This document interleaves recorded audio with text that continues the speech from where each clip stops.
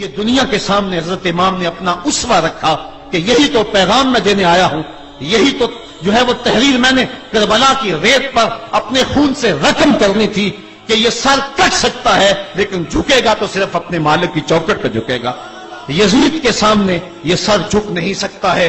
تو حضرت امام حمام رضی اللہ تعالیٰ عنہ نے کربلا کے تپتے ہوئے ریگزار میں جب 72-73 لاشیں خیموں کے سامنے پڑے تھے اور اتنے زخم کلیجے پہ تھے، راوی کہتا ہے کہ جب آپ کی قمیض اتاری گئی تو 113 سوراخ اس میں تیروں کے تھے، 33 زخم نیزوں کے تھے، 34 گھاؤ تلواروں کے تھے، اتنے زخم جسم کے اندر اور جسم چور ہے زخموں سے۔ لیکن حضرت امام حسین نے جب پیشانی سجدے میں رکھی تو آخری لفظ یہ تھے، اللہم رضن بقضائک وصبرن علی بلائک تسلیما لامرک سبحان ربی الاعلی۔ مالک تیری تقدیر پہ راضی ہو گیا ہوں، مالک زخم سے پہ بھی میں مسکرا رہا ہوں، مالک تیری طرف سے جو دکھ آئے میں نے ان کو قبول کیا، جے سونا میرے دکھ وچ راضی تے میں سکھ نو چلے ڈاواں، مالک میں سب کچھ قبول کیا، حسین تیری رضا پہ راضی ہے، میرے مالک تو بھی بتا تو بھی حسین پہ راضی ہوا ہے کہ نہیں ہوا ہے۔ آواز آ رہی تھی اس پیاسے پر علی شیر خدا کو ناز ہے، اس نواسے پر محمد مصطفیٰ کو ناز ہے، اوروں نے بھی سجدہ کیا پر اس کا عجب انداز ہے، اس نے وہ سجدہ کیا جس پر خدا کو ناز ہے۔ اے حسین ابن علی تم پر سلام، نازش آل نبی تم پر سلام۔ آج لہجہ بھی دم توڑ رہا ہے اور سورج بھی درد غروب سے زرد ہو رہا ہے، وقت کے دامن میں گنجائش نہیں کہ میں اس مضمون کو چھیڑوں، آؤ ہم سلام کرتے ہیں۔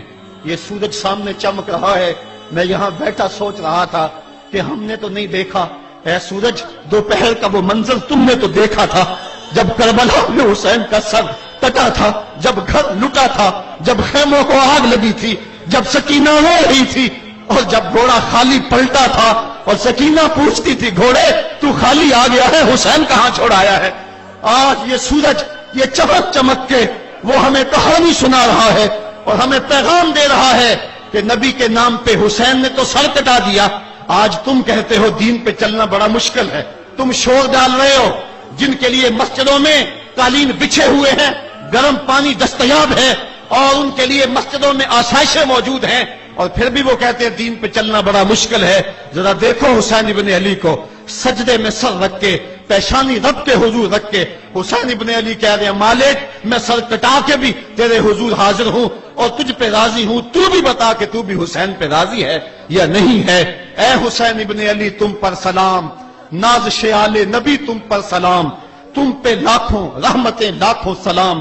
اے شہیدان محبت کے امام، لالا گوں لالا بدن لالا چمن، اے چمن اندر چمن اندر چمن، زندگی ہی زندگی تیری حیات، اے حیات اندر حیات اندر حیات، افتخار ملت بیضا ہے تو، رب کعبہ کی قسم یکتا ہے تو، فخر کا دل میں دریچہ باز کرنا چاہیے، جن کا تو آقا ہے ان کو ناز کرنا چاہیے۔ آج ہم ناز کرتے ہیں حسین ابن علی پہ، ہم آ حسین والے نہیں ہیں، ہم واہ حسین والے ہیں۔ واہ حسین تیری عظمت کو سلام، اتنے زخم کلیجے پہ ہو تو کھڑا نہیں ہوا جاتا، لیکن جبر کے خلاف کتنی قوت سے کھڑا ہے۔ حسین ابن علی نے اپنا نمونہ لوگوں کے سامنے رکھنا تھا۔ اقبال کہتا ہے سرخ رو عشق غیور از خون او، شوقی این مصرع از مضمون او۔ یزید مٹ گیا، یزید کا نام مٹ گیا، اس کا تشخص مٹ گیا، حسین کل بھی زندہ تھا، حسین آج بھی زندہ ہے۔ مرتا تو وہ ہے جس کی فکر مر جائے، مرتا تو وہ ہے جس کا نسب العین مر جائے، مرتا تو وہ ہے جس کا مشن ختم ہو جائے۔ حسین کا نسب العین زندہ، حسین کی فکر زندہ، حسین کا مشن زندہ، حسین زندہ، حسین کا نانا بھی زندہ۔ آج بھی ہزاروں کروڑوں اربوں انسان حسین کا نام لے کے جی رہے ہیں۔ میں کہتا ہوں اگر کوئی یزید کا نام بھی لیتا ہے تو وہ سر جھکا کے دیتا ہے۔ کیسا تمہارا لیڈر ہے جس کا نام لیتے ہوئے بھی تمہیں شرم آتی ہے؟ نام لینے سے پہلے سر جھکاتے ہو، نام لیتے ہوئے پسینہ پسینہ ہوتے ہو، نام لینے کے بعد منہ چھپا لیتے ہو۔ تمہیں اپنے قائد اور اپنے لیڈر کا نام لیتے بھی شرم آتی ہے، اور جب ہمارے لبوں پہ نام حسین آتا ہے ہمارا قد اونچا ہو جاتا ہے، ہمارا سر فخر سے بلند ہو جاتا ہے۔ فخر کا دل میں دریچہ باز کرنا چاہیے، جن کا تو آقا ہے ان کو ناز کرنا چاہیے۔ تو حسین ابن علی نے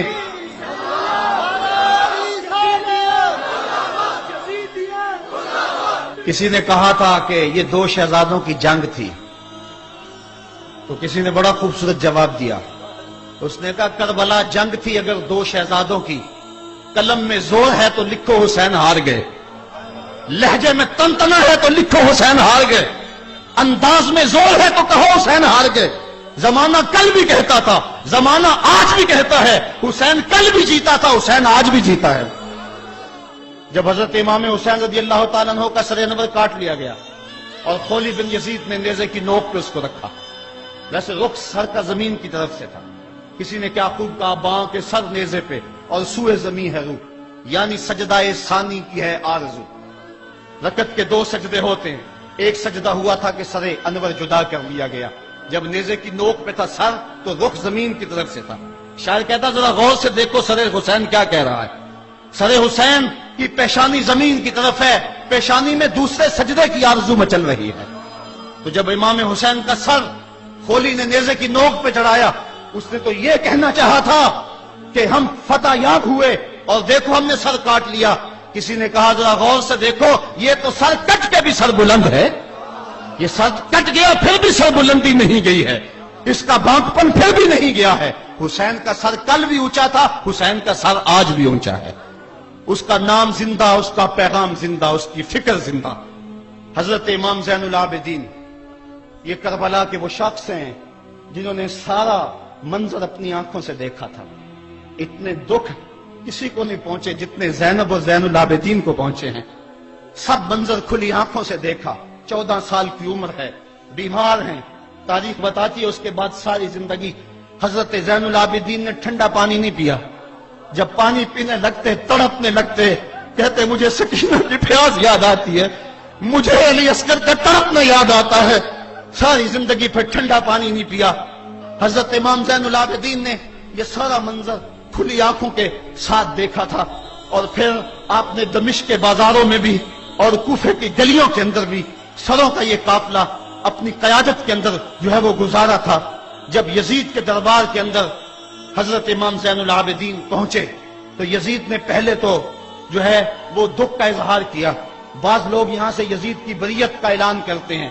یہاں کسی نے بڑی خوبصورت بات کہی کہ قاتل کی پشیمانی مقتول کی اہمیت کو تو بڑھا سکتی ہے لیکن اس کے دامن سے قتل کے داغ کو نہیں دھو سکتی. تو اس نے یہ سب کچھ کیا، یہ بس اس کے ٹسلے تھے جو وہ بہانے لگا. لیکن بعد میں اس نے حضرت امام حسین رضی اللہ تعالی عنہ کے دانتوں کے اوپر جو ہے وہ چھڑی مارنا شروع کر دی. تو حضرت ابو برزہ اسلمی صحابی رسول وہاں موجود تھے، وہ کھڑے ہو گئے، اٹھ کے بدن کانپتا ہے ان کا، کہنے لگے ظالم ارفع قدیبہ کا، یہاں اپنی چھڑی ہٹا لے. میں نے اپنی ان آنکھوں سے دیکھا ہے کہ کان رسول اللہ صلی اللہ علیہ وسلم یل سے مہو، حضور نے ان ہونٹوں کو خود چوما ہے. تو یہ کہہ کہ آپ دربار سے نکل گئے اور روتے تھے اور آپ کے بدن پہ کپتی بھی تاری تھی. بعد میں یزید نے کہا حضرت غلطی ہو گئی اور یہ میں نہیں چاہتا تھا، بتائیں آپ کی کوئی شرط ہو. تو آپ نے فرمایا میری 4 باتیں مان لو. ان 4 باتوں میں ایک بات یہ تھی کہ سر حسین اور سر شہیداں ہمارے سپرد کر دو تاکہ ہم کربلا جا کے ان کی تدفین کر سکیں. دوسری یہ تھا کہ ہمیں مدینہ حفاظت سے پہنچا دو. تیسری شرط یہ تھی کہ مجھے جو ہے وہ جمعے کا خطبہ دینے کی اجازت دو آج دمشق جامع مسجد کے اندر. چوتھی بات آپ نے یہ فرمائی کہ قاتلان حسین جو ہے وہ میرے سپرد کرو. اس نے کہا ہاں کون ہے قاتل حسین کا؟ لوگوں نے کہا خولی ہے. خولی نے کہا میں نے قتل نہیں کیا، یہ سنان بن انس نخی نے کیا ہے. سنان بن انس نخی کو کہا ہاں تو بتا. کہنے لگا میں قتل کیوں کرنا تھا، یہ تو شمر ذل جوشن نے کیا ہے. شمر ذل جوشن کو کہا تو بتا. کہنے لگا میں نے قتل نہیں کیا، میرا کون سا حسین نے کچھ بگاڑا تھا، قتل اس نے کیا ہے جس کی حکومت کو خطرہ تھا. تو یہ ہے وہ ہے قاتل حسین کا. اب یزید کہنے لگا تمہاری یہ شرط تو میں پوری نہیں کر سکتا، یہ بات تو پوری نہیں کر سکتا، اب خطبہ دے لو. اب حضرت امام زین العابدین خطبہ دینے کے لیے کھڑے ہوئے. خطابت تو اس گھر کی لونڈی ہے، جب یہ بولتے ہیں تو حکمت کے موتی دولتے ہیں. جو ہی امام زین العابدین کھڑے ہوئے، 14 سال عمر ہے اور دمشق کی جامع مسجد ہے. یزید بھی بیٹھا تھا، یعنی سلطنت بھی تھے، عوام کا بھی ہجوم تھا. جب آپ نے خطبہ شروع کیا لوگ زار و قطع رونے لگے اور آپ نے اہل بیت کے مناقب جب لوگوں کے سامنے رکھے تو یزید گھبرا گیا کہ کہیں لوگ میرے گریبان تک نہ پہنچے. اس نے مؤذن کو اشارہ کیا جلدی جلدی اذان پڑھو. تو جب اس نے کہا اللہ اکبر اللہ اکبر تو حضرت شہزادہ زین العابدین نے کہا کہ اس کے اندر کوئی شک نہیں کہ اللہ سب سے بڑا ہے. جب شہادتین کا کہا اشہد ان لا الہ الا اللہ، حضرت امام زین العابدین نے اس کے جواب کے اندر کہا ہاں ہاں اللہ کے علاوہ کوئی معبود نہیں ہے. اس کی گواہی ہم نے خون سے دی ہے، ہم نے اپنے لہو سے دی ہے اس کی گواہی. اور پھر اس کے بعد جب اشہد ان محمد رسول اللہ پہ لفظ آئے تو حضرت امام زین العابدین نے کہا یزید دیکھ اب اذان کے اندر تیرے نانے کا نام ہے یا میرے نانے کا نام ہے؟ آج بھی منبر پہ میرے نانے کا نام ہے. تو یزید مر گیا، اس کا نام مر گیا، اس کا تشخص مر گیا.